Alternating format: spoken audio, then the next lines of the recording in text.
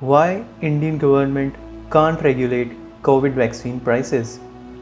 Let's talk about it.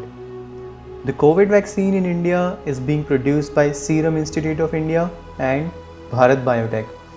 However, production of COVID vaccine in India is extremely limited when compared with the total population. Now, with the scarcity of production, the supply of COVID vaccine increases in comparison to its demand, which naturally drives the increase in prices. The question that remains is why the government cannot regulate COVID vaccine prices. Let's take a step back and understand how the government regulates the prices of any drugs in India. To ensure accessibility, the pricing of essential drugs in India is regulated centrally through Essential Commodities Act 1955. Under Section 3 of this Act, the government has enacted the Drugs Price Control Order, that is DPCO, which lists over 800 drugs as essential in its schedule and has capped their prices. However, the regulation of prices through DPCO is not applicable for patented drugs or fixed dose combination drugs.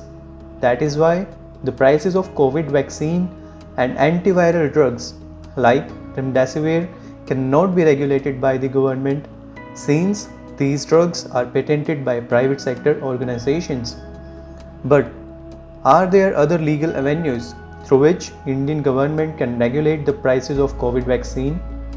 Well, yes, this is India where everything is possible given the willpower to do something.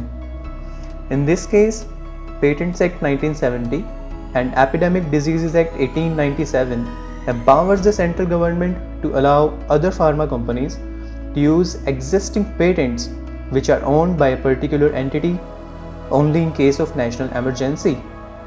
As such, Indian government can allow other pharma companies in India to start producing COVID vaccine under the developments made by Serum Institute of India and Bharat Biotech with or without the help of other contributing entities under compulsory licensing scheme.